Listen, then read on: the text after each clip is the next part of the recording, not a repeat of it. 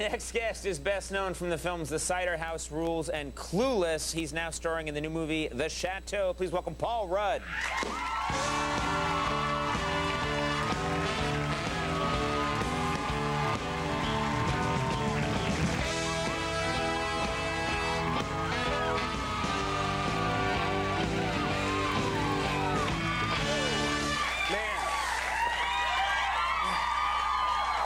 Don't you look nice in your corduroy suit? Yeah, well, summer, I figured, what, summer? you know, very cool. Makes sense. Appropriate. Corduroy.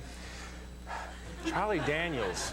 Wasn't that amazing? In the commercial break, people can't see, but he's playing and doing backflips and jumping up the wall. Literally backflips. Why don't you do one?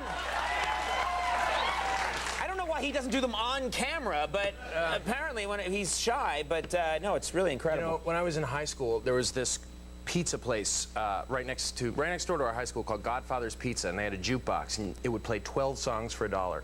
And I would go in and put in $1 and play The Devil Went Down to Georgia 12 times in a row.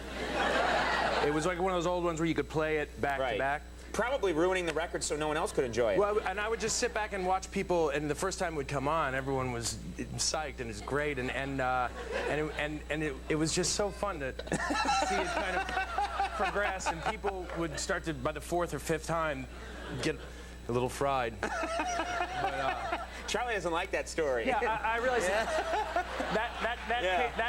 that came off so badly, and not the way that I intended. But you've got such an amazing corduroy suit. That's the important thing. Thanks. You know, we got to bring up... Thanks for saving me. Yeah.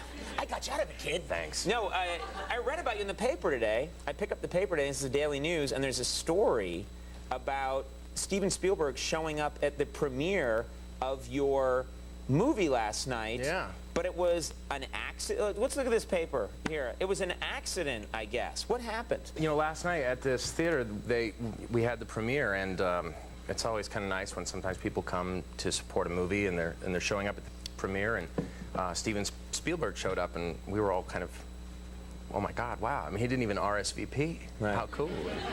And he went through, and people were taking pictures, and he talked to a couple of reporters, and it wasn't until I think he finished the press line that he realized he was supposed to go to the theater across the street to see Full Frontal. So it was a mistake. Yeah. Someone probably directed him in that way. I think the cabbie might have gotten mixed up.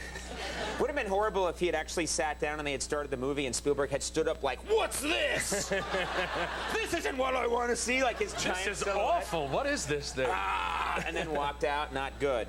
Now you shot this movie in France. Yeah. And it's a great idea for a movie. It's it's about two American brothers who inherit this chateau from a great uncle they don't know existed, and they go to the chateau and find a French staff living in there, and it turns into this comedy of errors. Where did you actually shoot the movie in France? It's a beautiful country. Yeah, we were all kind of thinking that, and it was shot in this town called Pithiviers, which is about an hour south of Paris, and it wasn't the cheeriest place.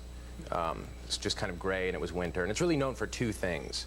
They have a cake, the Pithiviers cake, which is a really popular item there, and then there was also a concentration camp there. Ooh. Yeah, so they really advertised the cake. They pushed it. They're like, let's talk about the cake. Yeah. Because now, apparently there's Hitler. Yeah. We won't go into it. Let's keep moving. All right. Your co-star in the movie, and this is weird, your co-star in the movie wasn't an actor.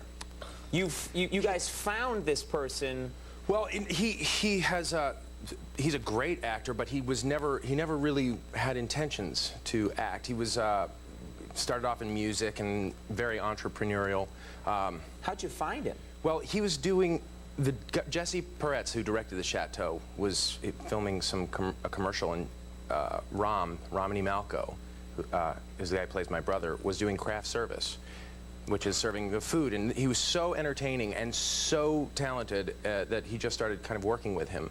So he said, like, I like this guy who's like serving and preparing the food. Let's put him in a movie. And he has now gone on. That's great. He played MC Hammer in the VH1 movie. After The Chateau. Which brings up the point. Yeah.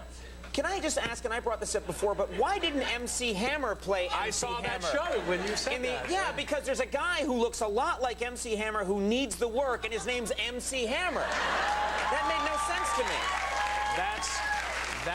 That's how good Rom is. He beat out MC Hammer playing himself. They were like, sorry, MC, you don't quite have it. Well, but Rom, you've got it. When we first met Rom and I, Jesse wanted to kind of put us together because the movie is improvised, and he wanted to see how we would play off of each other. And he started going into this whole riff about erectile dysfunction. And this business that he had. He had a business. Well, we were just making it up, and he was saying, talking about products like tension rings and this kind of herbal remedy called ironwood, and I was sitting back going, this guy is he's a genius. I mean, the detail and how brilliant his comic timing is. You thought he was making it all up? Yeah, only to find out, like, and it's part of the movie now, and it wasn't until we were about halfway through that I said, God, you're so good at coming up with all of these product names, and then I found out that he actually does have an erectile dysfunction business. It's not even an act.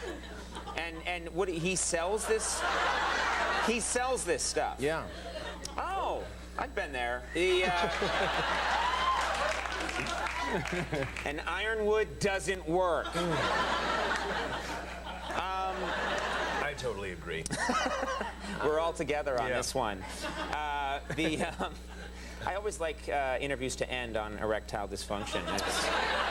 It's whether you're talking about it or not. Or they're not. I'm always forcing it into conversations where it doesn't belong, you know. I'm like, thanks, B. Arthur, and by the way, erectile dysfunction. We'll be right back. What the hell's going on over there? Charlie decided that the interview was over. That's what I like Charlie. The thing I love about Charlie is Charlie's sitting there and he's like, this store is going nowhere. Kind of like his first one. Yeah. All right. The Chateau. You should be here every night, man. The Chateau opens Friday in New York and expands further in the weeks ahead. And it's a really cool movie. Paul Rudd, thank you for being here. Thanks a lot. Yeah, good job. We'll be right back. Isaac Mizrahi, stick around.